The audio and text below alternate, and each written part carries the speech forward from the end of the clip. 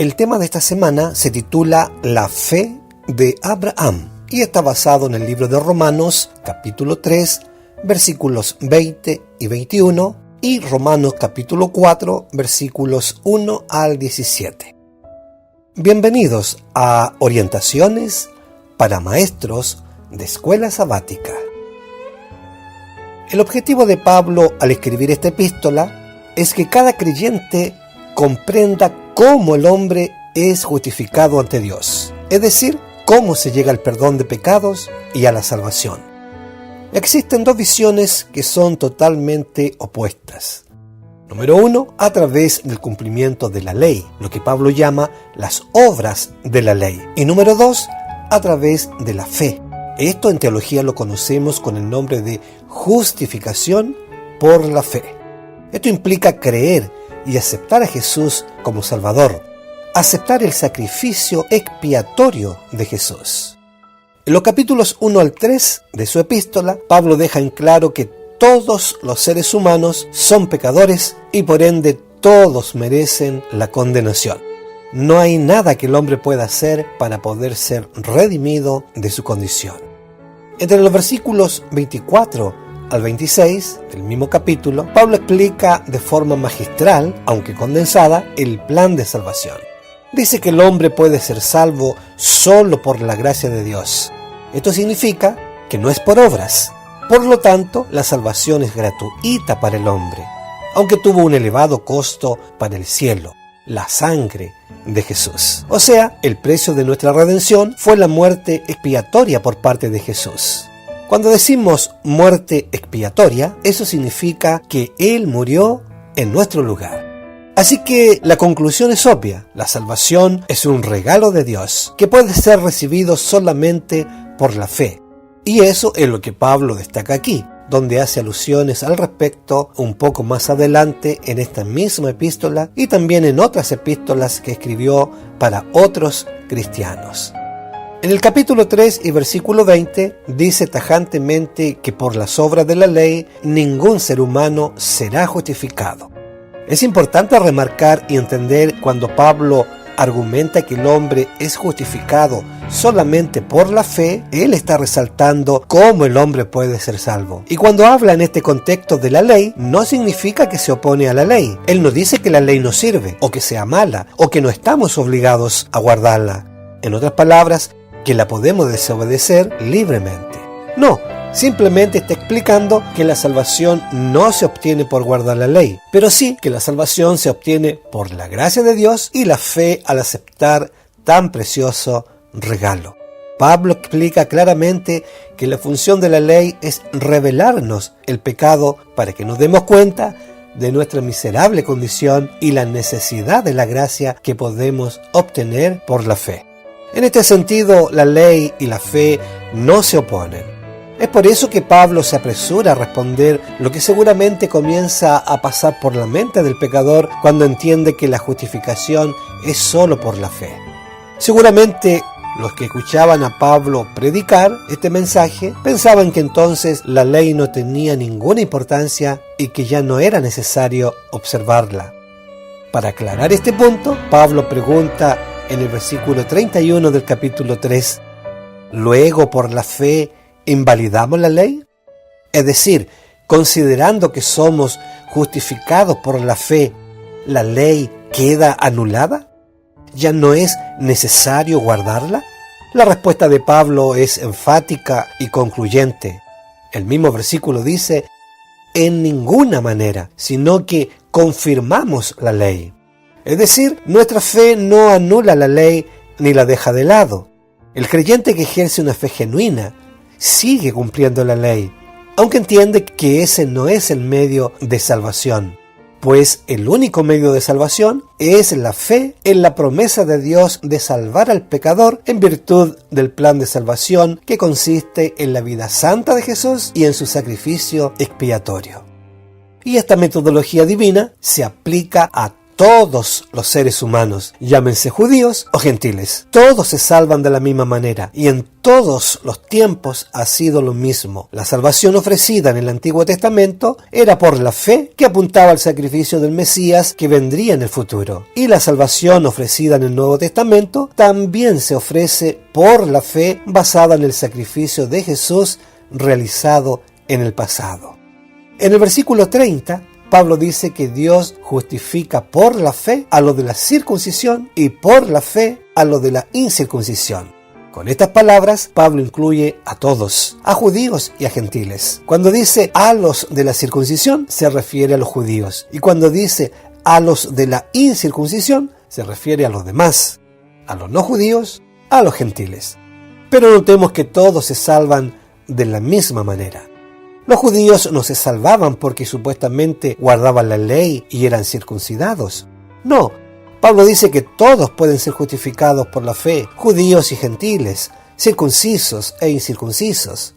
Además, como ya explicamos, nadie se salva por guardar la ley, ni judíos ni gentiles. Pablo continúa abordando y fortaleciendo la comprensión de este tema en el capítulo 4 y para ello usa un ejemplo que estaba en el alma de la nación judía. Presenta la figura del patriarca Abraham y vuelve a tomar dos puntos mencionados anteriormente, la ley y la circuncisión.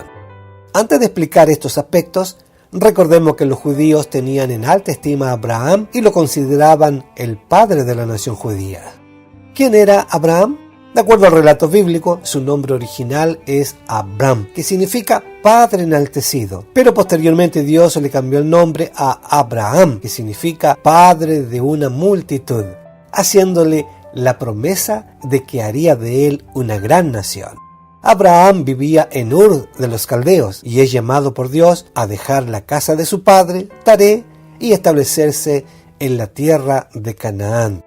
Abraham fue el padre de Isaac y, de acuerdo a la Biblia, el fundador del judaísmo. Jacob, hijo de Isaac y nieto de Abraham, tuvo 12 hijos que fundaron las 12 tribus de Israel. A lo largo de la vida de Abraham, Dios hizo con él varios pactos. Cuando Abraham tenía 99 años de edad, el Señor se le aparece de nuevo para confirmar el pacto y le dice que cambie su nombre de Abram por el de Abraham. Y entonces ordena a Abraham, además, que circuncide a todos los varones de su casa como la señal del pacto. El capítulo 17 de Génesis, versículo 1, dice que era Abraham de edad de 99 años cuando le apareció Jehová y le dijo: yo soy el Dios Todopoderoso, anda delante de mí y sé perfecto. El versículo 2 dice: y pondré mi pacto entre mí y ti, y te multiplicaré en gran manera. Y el versículo 10 dice: este es mi pacto que guardaréis entre mí y vosotros, y tu descendencia después de ti. Será circuncidado todo varón de entre vosotros. De este modo, todos los judíos estaban orgullosos de ser descendientes de Abraham y practicaban la circuncisión con sus hijos como una señal del pacto entre Dios y Abraham, y también como herederos de las promesas. Con este contexto en mente, el apóstol, intentando explicar gráficamente en qué consiste la salvación o justificación, introduce en el capítulo 4 la figura de Abraham. Y para ello plantea varias preguntas. En el versículo 4 dice: ¿qué pues diremos que halló Abraham, nuestro padre, según la carne? El versículo 3, ¿qué dice la Escritura?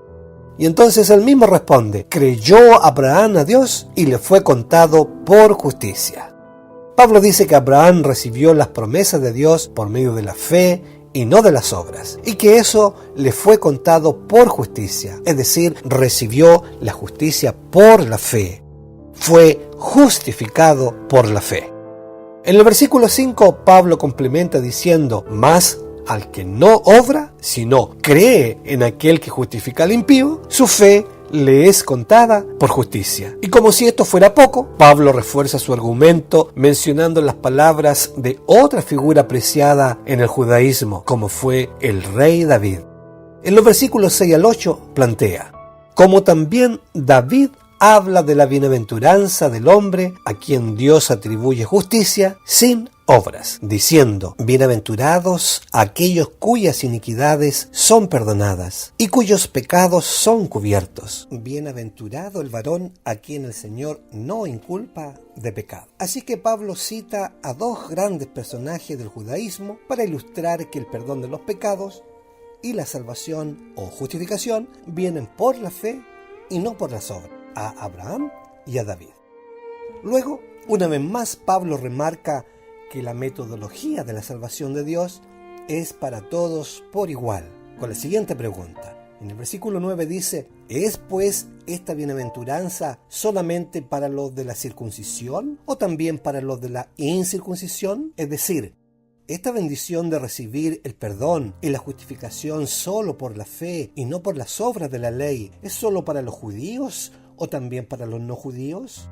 Buena pregunta para meditar, porque luego presenta un punto que posiblemente los judaizantes no tenían contemplado en sus registros. Luego de responder la pregunta anterior afirmando que a Abraham le fue contada la fe por justicia, llega al punto de desarmar el argumento judío sobre la importancia de la circuncisión como requisito de salvación, pues los interpela diciendo: ¿cómo pues le fue contada? ¿Estando en la circuncisión o en la incircuncisión? Es decir, que Pablo está preguntando es: ¿cuándo Abraham fue justificado? ¿En qué momento? ¿Antes de ser circuncidado o después de ser circuncidado? Pablo dice: Abraham no fue justificado después de ser circuncidado, sino cuando todavía era incircunciso. No en la circuncisión, sino en la incircuncisión, dice el versículo. Y clarifica más el punto diciendo en el versículo 11: y recibió la circuncisión como señal, como sello de la justicia de la fe que tuvo estando aún incircunciso, para que fuese padre de todos los creyentes no circuncidados, a fin de que también a ellos la fe les sea contada por justicia.